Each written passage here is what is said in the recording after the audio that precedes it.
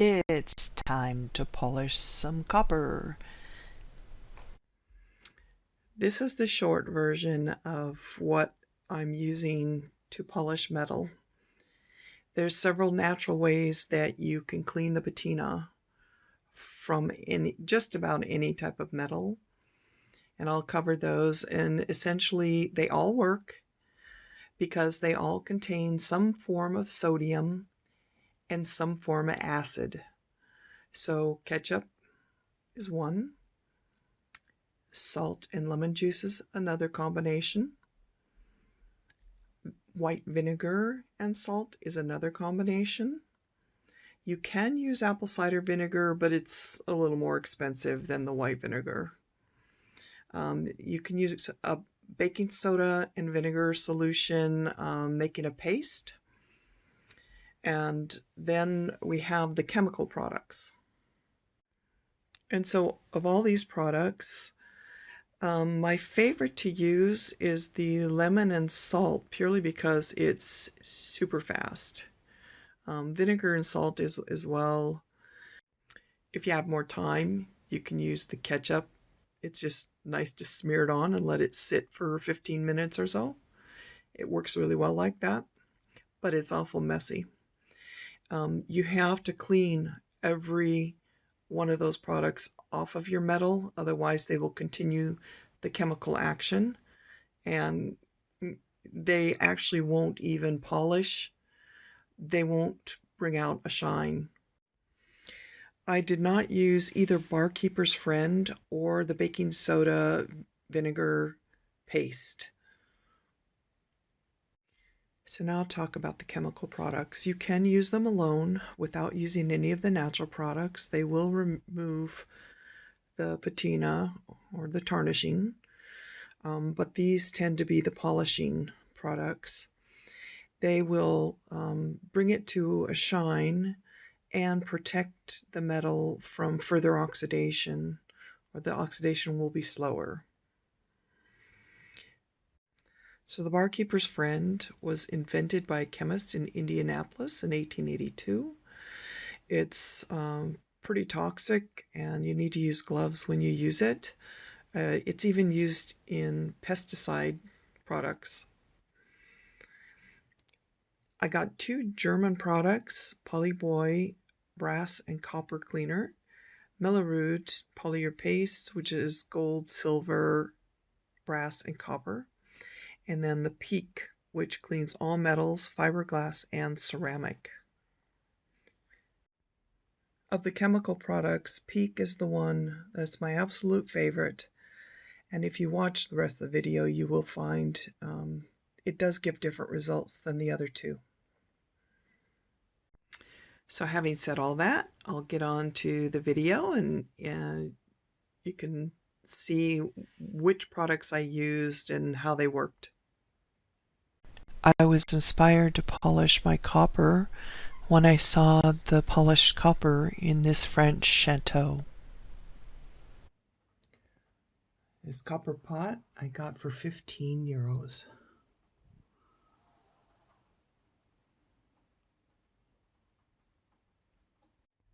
So I want to polish this copper pot I just got using the most natural methods that everyone talks about.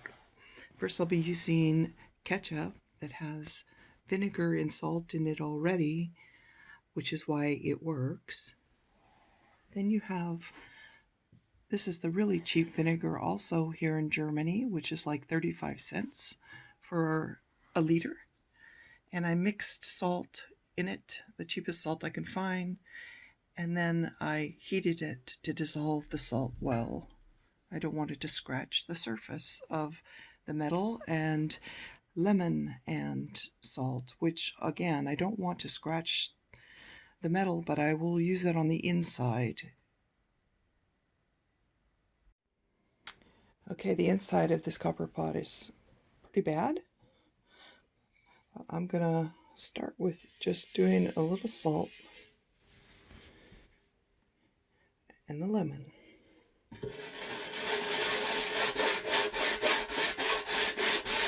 You can see with enough elbow grease that it would work. I mean, you can see it coming cleaner. Tomato ketchup time. Just going to put some right here, and I'm just going to let that sit instead of rubbing it in immediately. And now I'm going to use the vinegar and salt mixture right here.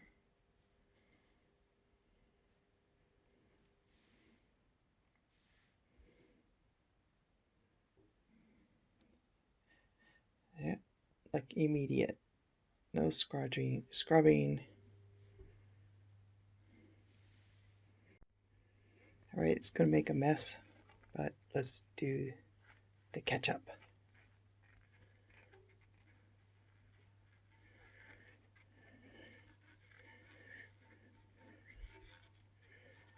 Well, you can see if you let it sit, it does the job much faster. But look at the difference in the color of what one does versus the other.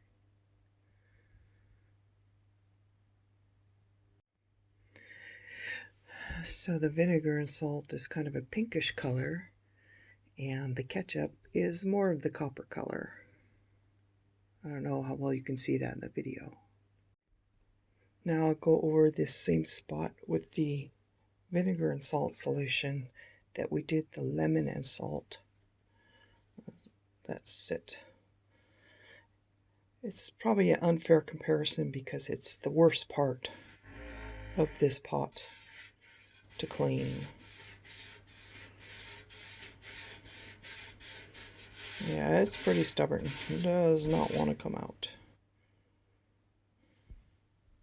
So I'm going to take the lemon and dip it in some salt for the fair comparison.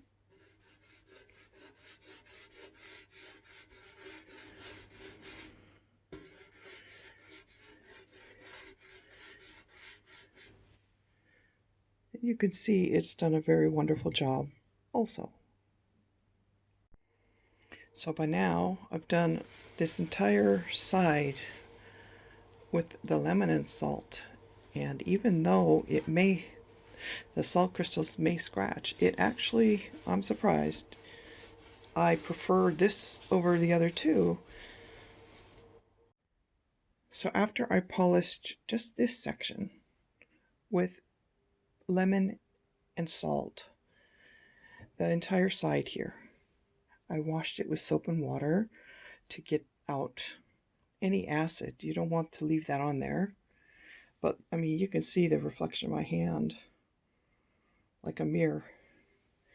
But you don't want to leave it like this either because it will oxidize very quickly. So you do need to use some sort of product to help with that. I put the vinegar and salt solution inside that to soak. And now it's been a couple hours. Probably shouldn't do that normally. I don't know. But I'm going to go wash it. So I dumped out the vinegar and salt and washed it out with soap and water. And this is what we're left with. And you can see some of the green tarnishing. And the finish is really dull. It's not shiny at all, but that doesn't surprise me being inside from water damage or whatever they used it for. So I will take a lemon with some salt to see if that shines up at all.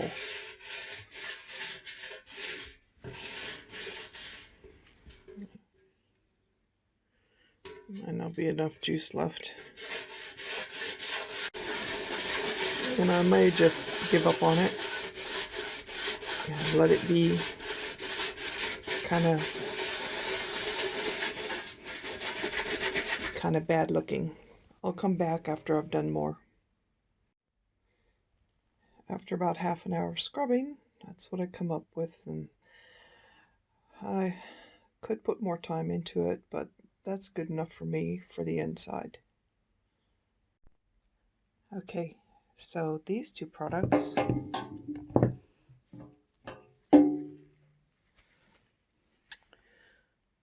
these are German, or this one's German, and it's for gold, silver, brass, and copper.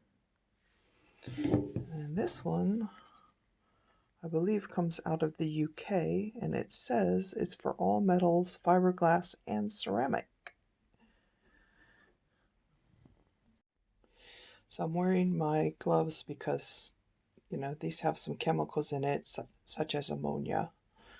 And it's not an overpowering smell, but it's enough that I don't want that on my hands. Now this side is kind of marked up where I was actually, you can see that some of my fingerprints are not really fingerprints, but my fingers were, and these are the spots that are left that didn't get touched. Okay, so I just cut up a standard American pillowcase cover. This one is a soft cloth, and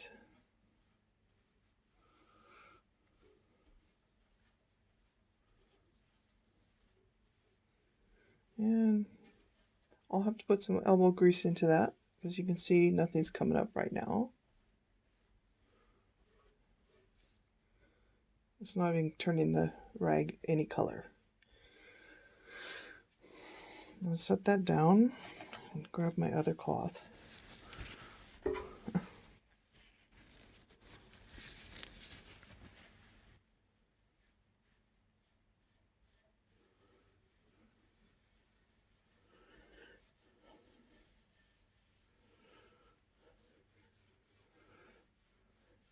This isn't doing much more either, but this one I do know polishes better. So I'll come back after I've polished them. Okay, this one I don't know, 15 seconds.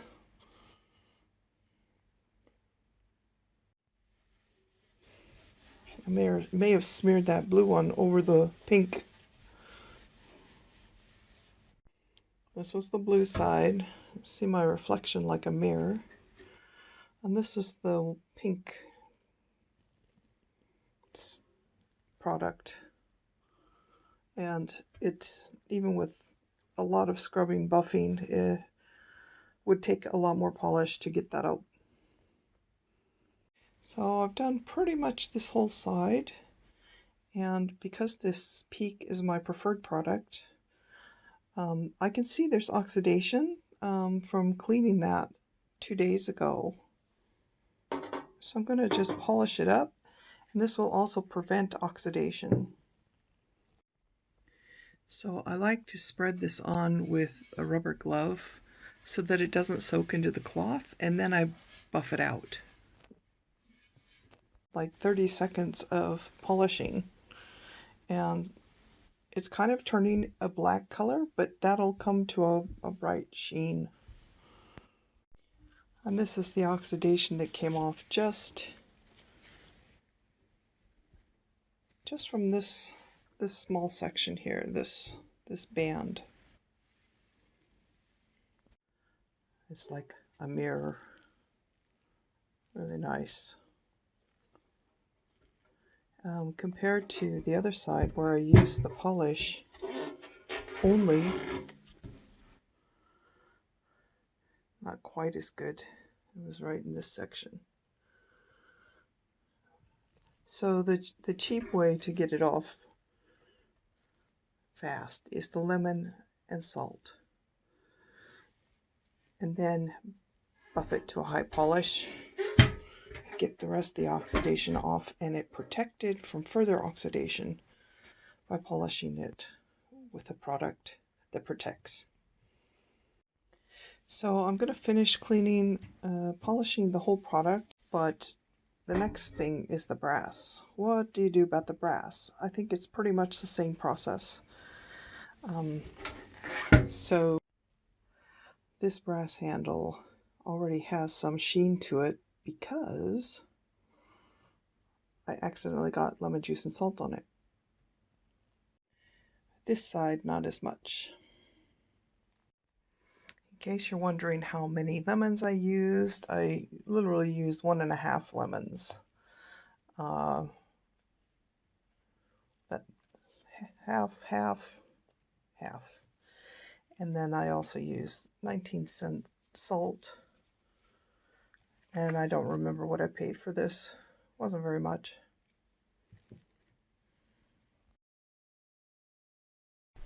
Before polishing, after polishing.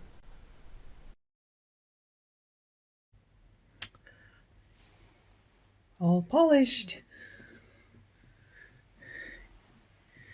Even the little toenails.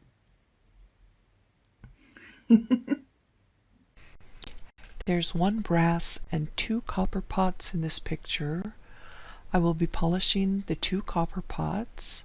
I got the large one for 15 euros at a flea market in Germany, and the other for 1 euro at the same flea market. The large copper pot I could have gotten for 10 euros, but when we managed to haggle with him and he agreed to the 10, something about the look in his eyes told me he really needed the money, so I gave him 15 euros anyway. I used white vinegar and salt to clean these, and you can see it did a nice job removing the patina, but they're not very shiny. 8 months after using the vinegar and salt, this is how it looked. It oxidized rather quickly, so I'm removing some of the tarnishing with lemon and salt this time.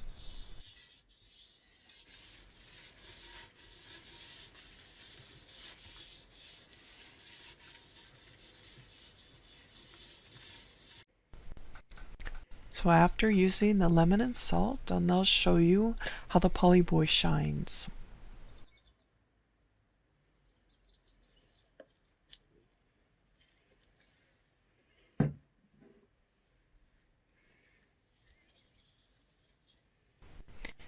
You can see some of the black oxidation. This particular copper piece seems to oxidize rather quickly.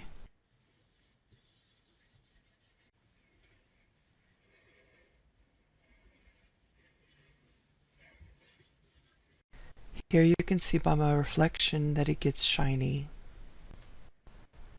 Now I'm using the Peak brand to show you the difference.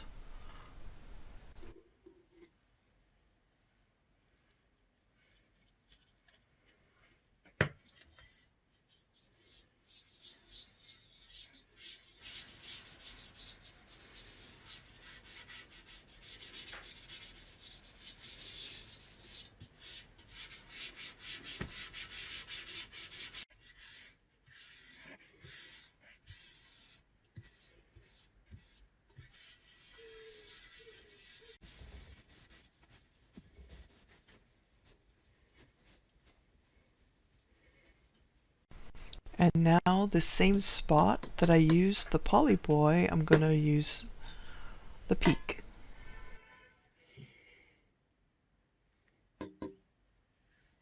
Surprising to me how much oxidation comes up right away.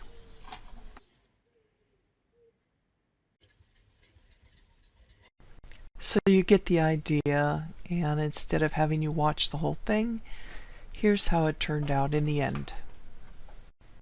So I got this for 1 euro at a flea market in Germany, and because there was so much tarnishing, I actually thought it was copper with brass handles until I cleaned it. This was using just salt and vinegar, but you can see it's brass and no shine. So this was the little copper pot that I wanted to repolish after 8 or so months. It doesn't have a whole lot of tarnishing, but it's also not shiny. I'm going to use the ketchup method so it can sit and do its thing while I polish the brass pot.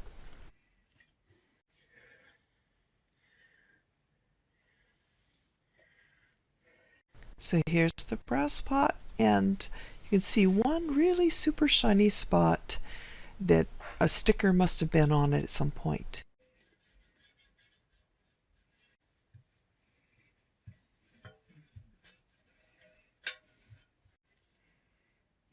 I like looking at the difference between the super shiny and the dull sides. After cleaning with the lemon and salt, it doesn't look too bad. It's even somewhat shiny.